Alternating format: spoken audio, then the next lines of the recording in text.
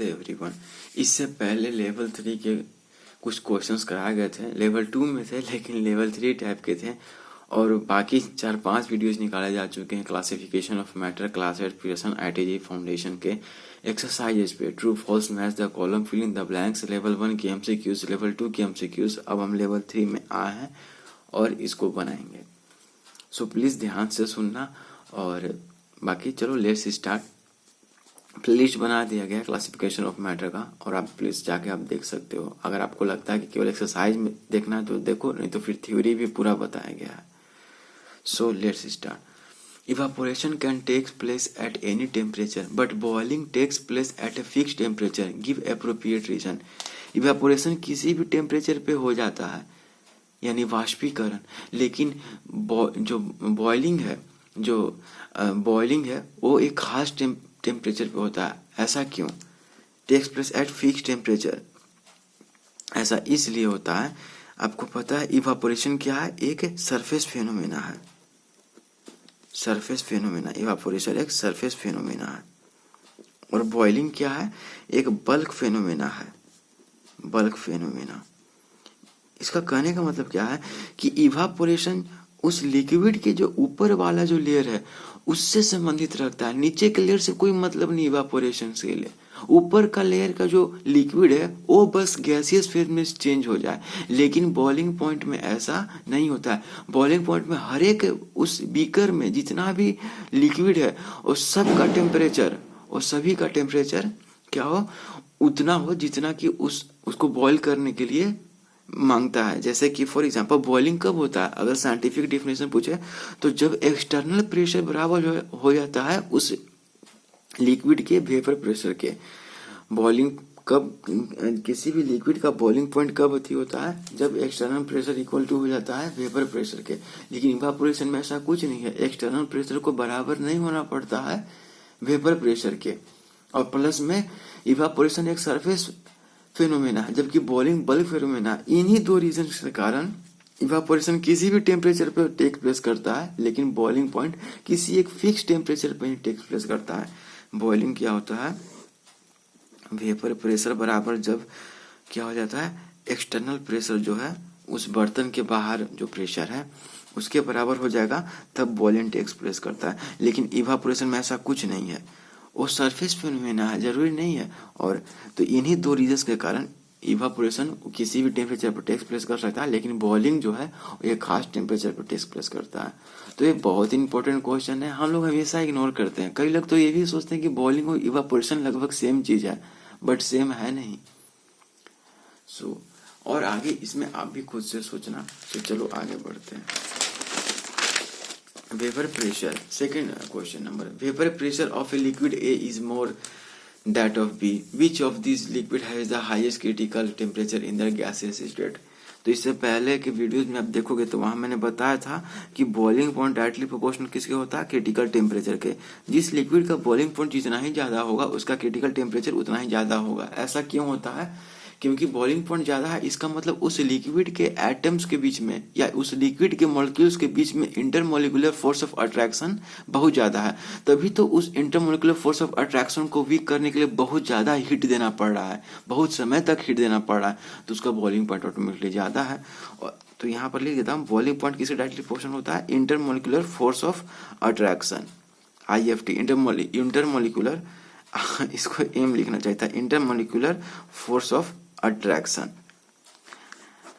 Boiling point directly proportional होता है intermolecular force of attraction के, और बॉइलिंग पॉइंट खुद डायरेक्टली प्रोपोर्शनल होता है क्रिटिकल टेम्परेचर है। इसका मतलब intermolecular force of attraction is directly proportional to critical temperature. वैसे भी आप देख लो, एक चीज आपको पता है, लेकिन इसमें यहाँ कुछ नहीं, इसमें तो वेपर प्रेशर के नाम दी गई है। Vapour pressure of liquid A is more than that of vapour pressure B. तो आपको पता है ना कि boiling point inversely proportional to vapour pressure होता है। जिस लिक्विड का वेपर प्रेशर जितना ज्यादा होगा उसका बॉइलिंग पॉइंट उतना ही कम होगा। तभी तो कम हीट में ही वो इवापोरेट गैसेस फेज में चेंज कर गया वो लिक्विड के पार्टिकल्स। कम टेम्परेचर देने पर ही, इसका मतलब ज्यादा वोलेटाइल है, कम टेम्परेचर देने पर ही वो गैसेस फेज में चेंज कर गया। लेकिन जिसका बॉइलिंग पॉइंट ज्यादा होगा उसको ज्यादा टेम्परेचर देना होगा, उसको तब ना जाके वेपर प्रेशर आएगा। तो इसलिए मैं बोल रहा हूँ कि बॉइलिंग पॉइंट, वेपर प्रेशर जितना ज़्यादा होगा बॉइलिंग पॉइंट उतना ही कम होगा। तो सिंस लिक्विड ए का वेपर प्रेशर क्या है, ज़्यादा है लिक्विड बी के, तो क्रिटिकल टेम्परेचर क्या हो जाएगा, लिक्विड ए का कम हो जाएगा। ये चीज समझो, वेपर प्रेशर ए का ज्यादा है बी से, इसका मतलब बॉइलिंग पॉइंट बी का ज्यादा है ए से, और बॉइलिंग पॉइंट डायरेक्टली प्रोपोर्शनल होता है क्रिटिकल टेम्परेचर के, इसलिए बी का ही क्रिटिकल टेम्परेचर ज्यादा होगा। ये दो रिलेशन। मॉलिक्यूलर लेवल पे भी आप सोचना इसके बारे में, है ना, मॉलिक्यूलर लेवल पे भी आप इसके बारे में सोचना। सो हाईएस्ट क्रिटिकल टेम्परेचर किसका होगा, लिक्विड बी का। Third question number, explain the changes observed when a glass of water is placed on the surface of the moon।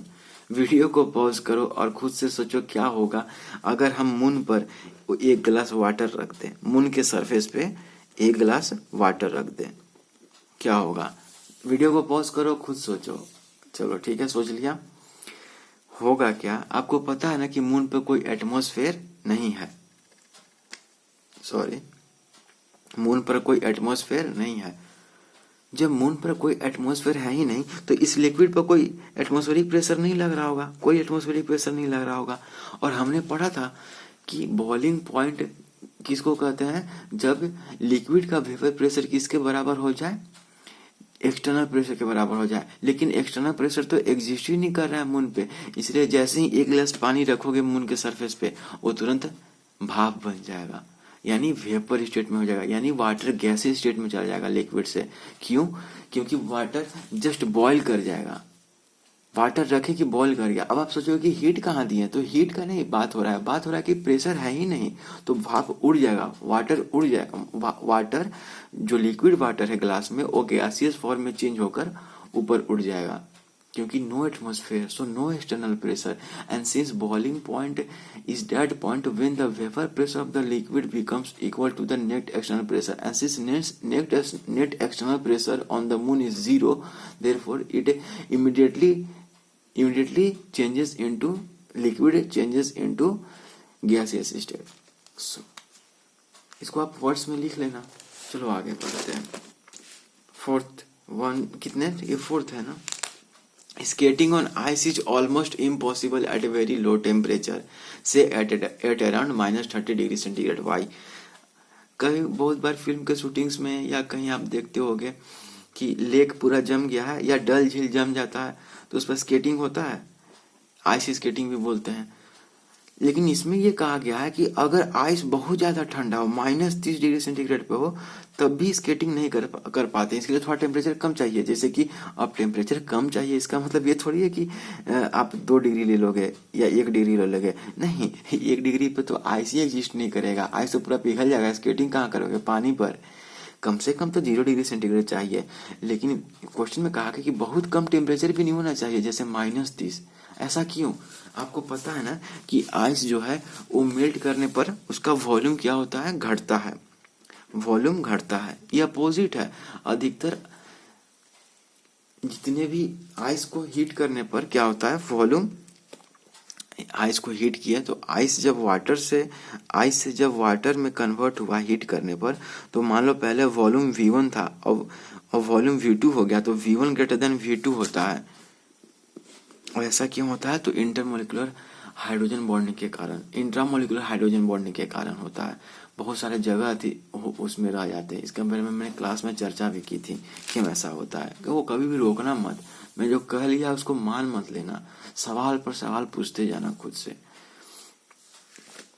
अब सिंस, तो इसका मतलब ये क्या हो रहा है, कंट्रैक्ट हो रहा है, मेल्ट होने पर कंट्रैक्ट हो रहा है। और मैंने दूसरे क्लास में या दूसरे ही क्लास या थर्ड क्लास में बताया था, थ्योरी वाले में, वीडियो जाकर देख सकते हो, कि अगर कोई सॉलिड मेल्ट होने पर कॉन्ट्रैक्ट कर रहा है, कॉन्ट्रैक्ट हो रहा है, तो इसका मतलब क्या है, अगर कोई सॉलिड मेल्ट होने पर कंट्रैक्ट हो रहा है, कंट्रैक्ट मतलब देख रहे हो वॉल्यूम घट ही रहा है ना, V1 V2 मास सेम है, अभी भी एम ही मास आस का है, इसी को हम लोग मेल्ट करवाएं तो यहाँ पर भी एम मास ही है, लेकिन वॉल्यूम क्या होगा इसका घट जाएगा। तो अगर कोई सॉलिड मेल्ट होने पर क्या हो रहा है, मेल्टिंग होने पर कंट्रैक्ट कर रहा है, इसका मतलब अगर प्रेशर हाई रहेगा, प्रेशर क्या रहेगा, बहुत हाई रहेगा, हाई प्रेशर रहेगा, हाई प्रेशर रहेगा तो वो जल्दी मेल्ट कर जाएगा। हाई प्रेशर रहेगा तो जल्दी मेल्ट कर जाएगा। इसका एक और आप कैटेगरी होता है कि इसका कि अगर कोई सॉलिड अगर मेल्ट करने पर एक्सपेंड करता है तो हाई प्रेशर उस पर अगर high pressure net external pressure बहुत हाई हो तो मेल्टिंग पॉइंट बढ़ जाता है। लेकिन अगर कोई सॉलिड मेल्ट होने पर कंट्रैक्ट करता हो, उसका वॉल्यूम घटता हो, तो अगर उसका एक्सटर्नल प्रेशर जो है उसको हाई कर देंगे तो उसका मेल्टिंग पॉइंट क्या होगा, घट जाएगा, बढ़ेगा नहीं, घट जाएगा, जस्ट अपोजिट है। तो जैसे स्केटिंग कर रहे हो तो आप अपना प्रेशर डाल रहे हो आइस पर, तो सिंस आइस पर प्रेशर पड़ रहा है और जैसे ही प्रेशर जितना ज़्यादा होगा आइस जो है वो मेल्ट करेगा, तो आइस थोड़ा थोड़ा मेल्ट होते रहता है, सरफेस है इस यहाँ का आइस मेल्ट हुआ। तो स्केटिंग क्यों कर पाते हैं हम लोग, क्योंकि थोड़ा मोड़ा वाटर रहता है, तो जो आइस जो मेल्ट हुआ उसी का वाटर ये रहता है, इसके कारण आप स्केटिंग कर पाते हो। लेकिन अगर टेम्परेचर बहुत लो है, से -30 डिग्री सेंटीग्रेड है, तो इतना टेम्परेचर कम है तो आप प्रेशर लगाओ, क्योंकि आपका अनलिमिटेड प्रेशर तो है नहीं, आपका वेट है, आपका वेट खूब से खूब 60 kg, तो 600 न्यूटन लगाओगे। तो सिंस आपका प्रेशर का जो रेंज लिमिटेड है तो आप प्रेशर उतना लगाओगे तो आइस जो है, सिंस आइस बहुत है माइनस में उसका आती है, तो मेल्टिंग पॉइंट अब क्या होगा, मेल्टिंग पॉइंट क्या होगा, घट जाएगा, मेल्टिंग पॉइंट घट जाएगा। सो आइस जल्दी मेल्ट नहीं करेगा। कहने का मतलब यह है कि अगर आइस बहुत कम टेम्परेचर पे जैसे -30 डिग्री सेंटीग्रेड पे, तो उस पर कितना भी प्रेशर लगेगा, और प्रेशर लगने से ही आइस से क्या होता है, उसका मेल्ट करने में सहायता देता है। लेकिन आइस का अगर टेम्परेचर बहुत लो कर दिए तो वो जल्दी मेल्ट नहीं करेगा, और मेल्ट नहीं करेगा तो क्या, सरफेस आइस के सरफेस में वाटर नहीं आएगा, थोड़ा मोड़ा वाटर तो चाहिए स्केटिंग के लिए, और जब वाटर ही नहीं आएगा तो आप स्केटिंग कैसे कर पाओगे। समझ रहे हो बात। यहाँ पर बस ये समझा रहा हूँ आपको कि ठीक है, लो टेम्परेचर होना चाहिए, लेकिन इतना भी लो नहीं होना चाहिए कि अगर मैंने जो प्रेशर है, जो प्रेशर का जो रेंज वहां पर लगेगा आइस के ऊपर, उसको लगाने से वो मेल्ट ना करे। तो मेल्ट ही नहीं करेगा तो स्केटिंग कहाँ से होगा।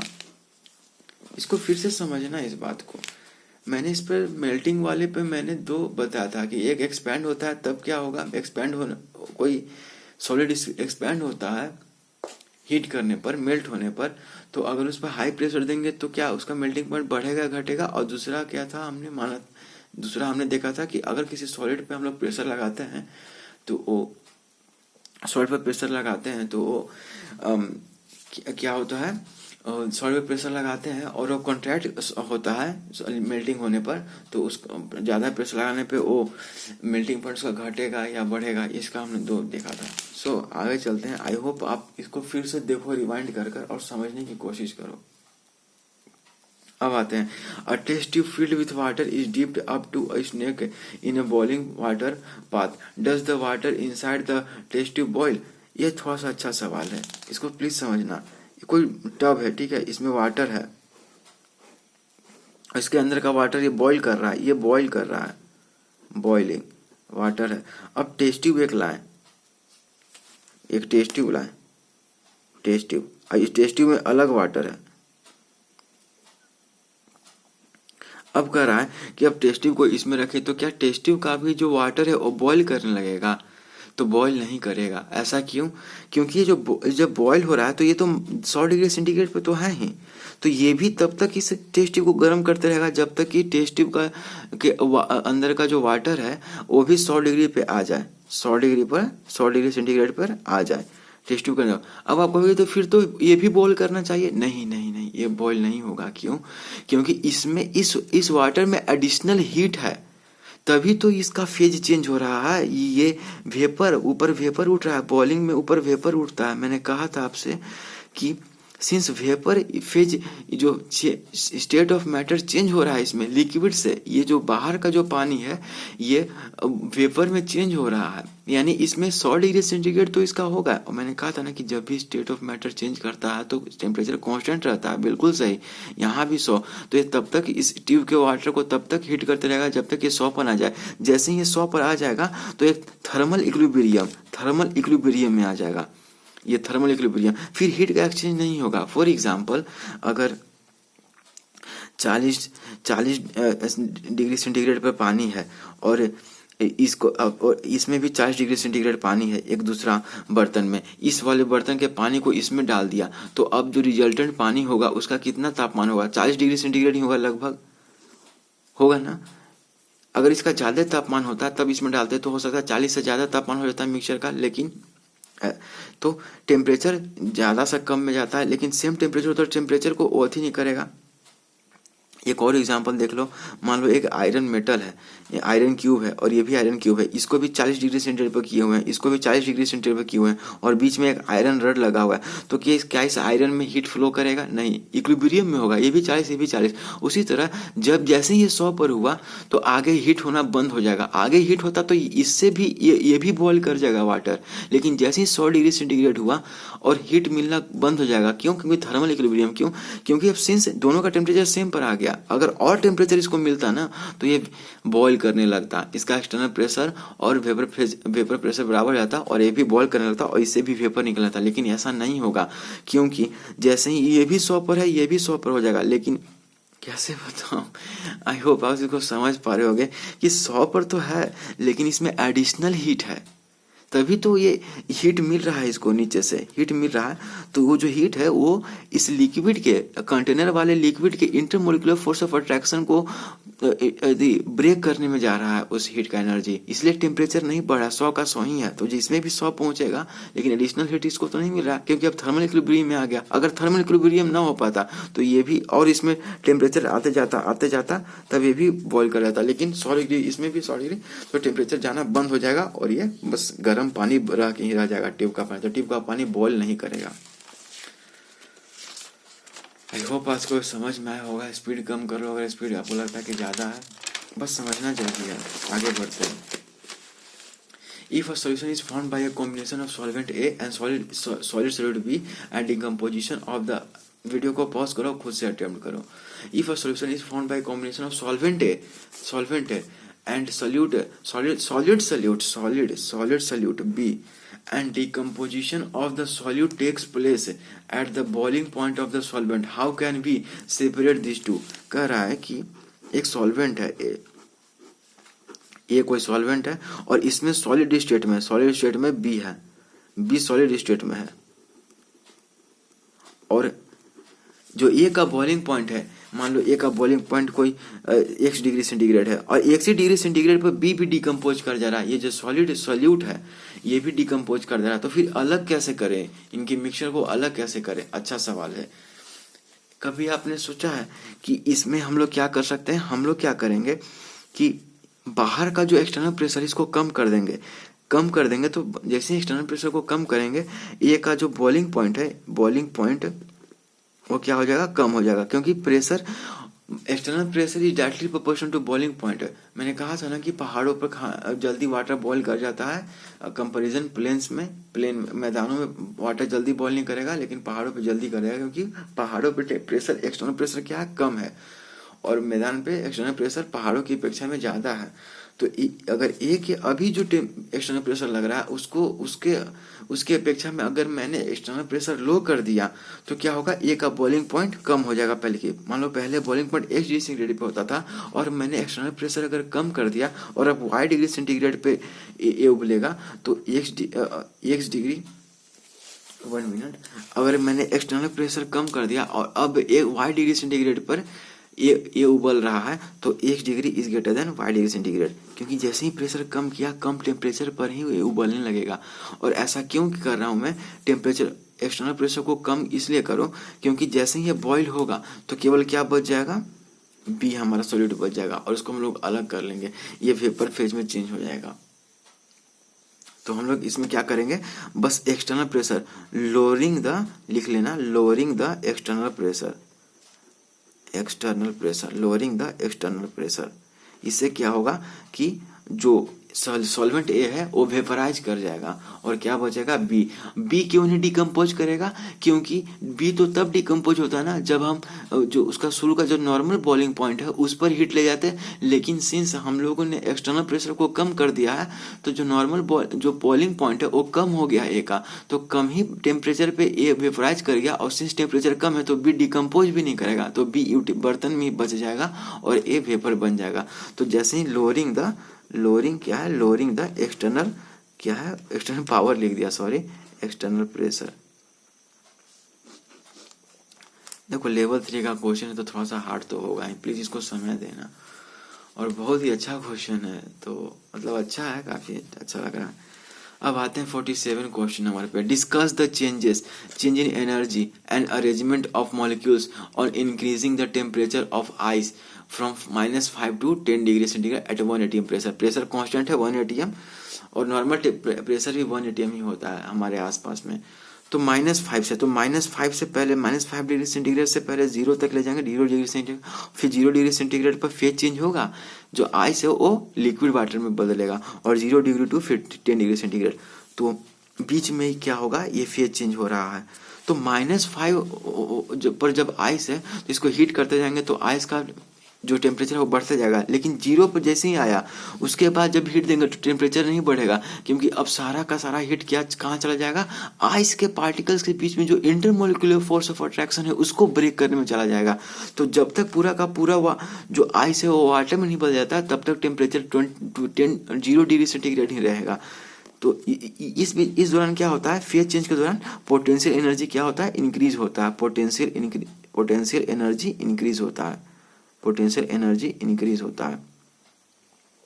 और -5 से 0 डिग्री सेंटीग्रेड के बीच में आइस का क्या हो रहा है, काइनेटिक एनर्जी, क्योंकि आइस के अंदर तो जो मॉलिक्यूल्स हैं वो तो वाइब्रेट करेंगे ही, उनका काइनेटिक एनर्जी तो बढ़ेगा ही, क्योंकि उसको हीट मिल रहा है और टेम्परेचर भी बढ़ रहा है, तो यहाँ पर काइनेटिक एनर्जी बढ़ रहा है। जब फेज चेंज नहीं होता है, सेम फेज को हीट करते हो तो काइनेटिक एनर्जी बढ़ता है। फेज चेंज इन्वॉल्व है अगर प्रोसेस में तो पोटेंशियल एनर्जी बढ़ेगा उस मैटर का।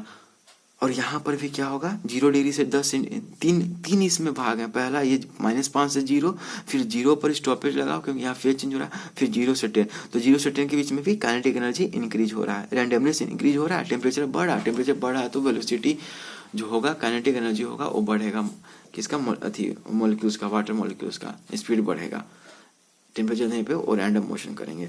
सो पूछ क्या रहा है, discuss the change in energy पर तो हमने डिस्कस कर लिए, and arrangement of molecules on increasing temperature. अब आपको पता है कि -5 से 0 डिग्री सेंटीग्रेड तक रहेगा तब तो क्या होगा, कोई दिक्कत नहीं है, अरेंजमेंट में रैंडमनेस होगा, लेकिन 0 से 4 डिग्री सेंटीग्रेड की, मैंने कहा था ना कि वाटर का जो डेंसिटी सबसे हाईएस्ट किस टेम्परेचर पे होता है, 4 डिग्री सेंटीग्रेड पे, तो 0 डिग्री से लेकर 4 डिग्री सेंटीग्रेड के बीच में वाटर का जो वॉल्यूम है वो लो होगा। 0 डिग्री सेंटीग्रेड से लेकर 4 डिग्री सेंटीग्रेड के बीच में वाटर का डेंसिटी बढ़ेगा, यानी वाटर का वॉल्यूम लो होगा। बस इसके अंदर यह ध्यान देना था, 0 डिग्री से लेके 4 डिग्री सेंटीग्रेड के बीच में वाटर का वॉल्यूम, यहाँ पर लिख ही देता हूँ,